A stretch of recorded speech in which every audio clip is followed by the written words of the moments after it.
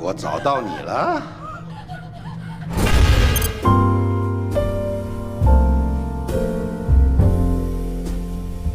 After a year combating a pandemic with relatively benign symptoms, a frustrated nation finally lets its guard down.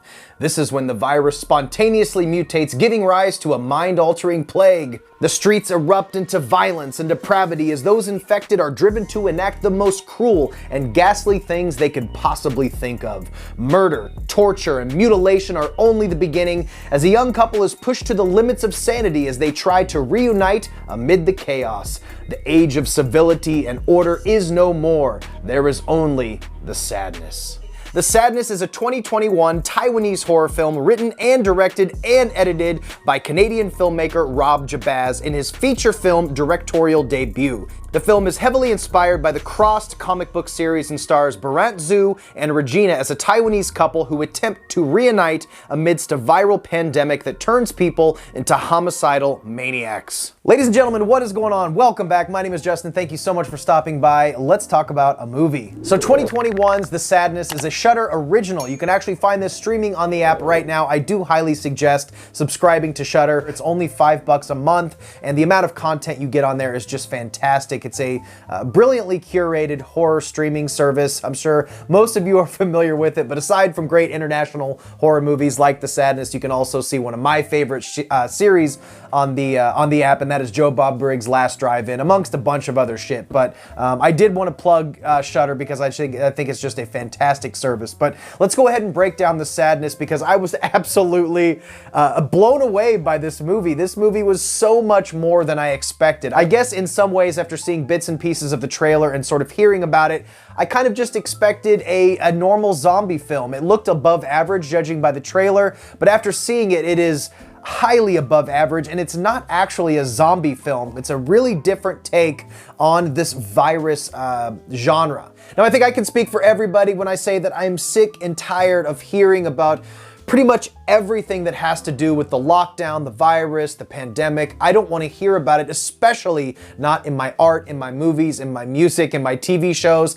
I don't want to see any of that. I want to watch movies to forget about all of that. But what this movie does brilliantly, I might add, is use the pandemic, use the virus as simply a backdrop to tell an original story about a virus affecting people and making them do insanely horrific and violent acts. This movie simply sets up a world in which there is a pandemic, there is a virus that's almost on the way out. It seems to resemble just like a cold or some flu-like symptoms. But what happens in this movie is there's something called an Alvin variant. And this variant causes people to not just be zombies, not mindless zombies. These people are conscious when they're affected with the sadness. What it does is it causes the victims afflicted with this thing to go out in society and commit against people the most horrifically insane, violent, sadistic acts that you could possibly think of. It makes the afflicted go into the depths of their brain and act out on all of these just unbelievably violent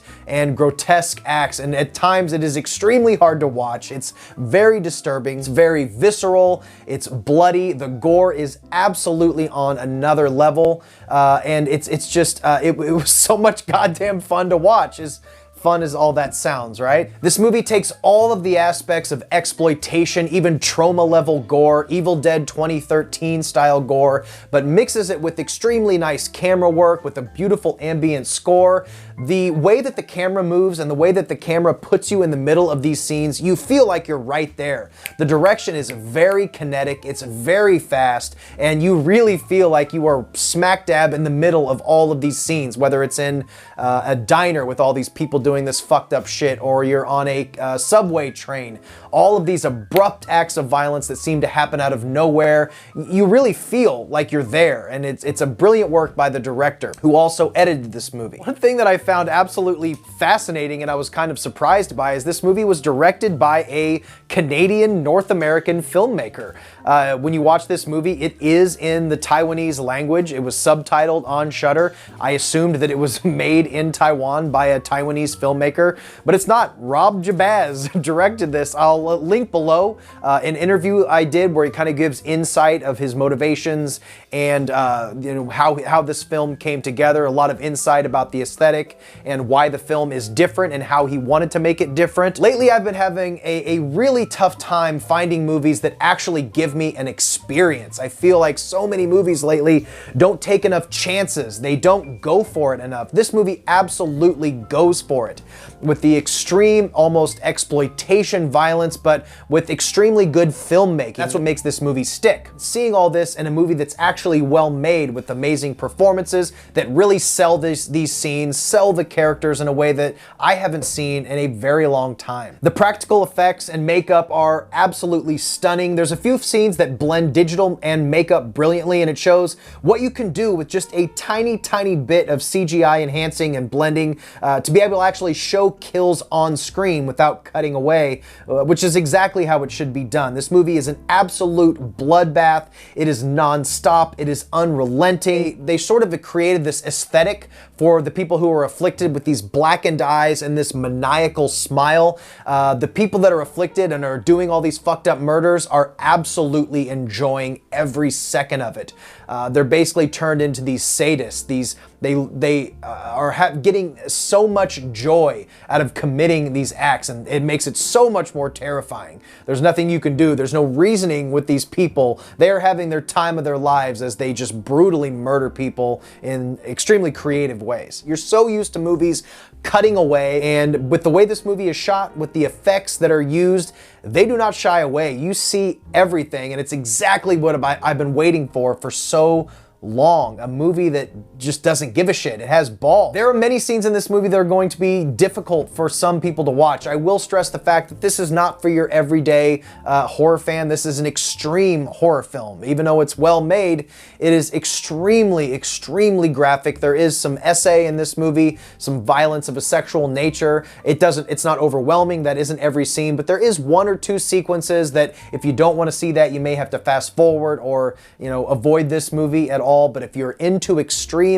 horror films, this movie's gonna do it for you. This movie succeeded in showing what societal breakdown can be far more than what I feel the Purge movies did. The Purge movies, to me, squandered what was such an amazing premise. This is what the Purge could have been. Complete societal breakdown, no laws, no rules. I feel like the Purge just always took us just edging us, if to use a vulgar term. The Purge edged us with the violence and societal breakdown shit. This movie goes for it. So this movie completely blows its load. I don't know how, where Purge left off and leaves you hanging and doesn't go for it and feels you unsatisfied, The Sadness takes it to that next level and shows us what utter anarchy would be. I feel like I'm constantly fed just a barrage of never-ending mediocre films, and I'm just so tired of it, especially from all of these streaming services. But Shudder curates international horror films in such an amazing way, and this is just a perfect example of that. From about the 15-minute mark when the movie shoots out of a rocket,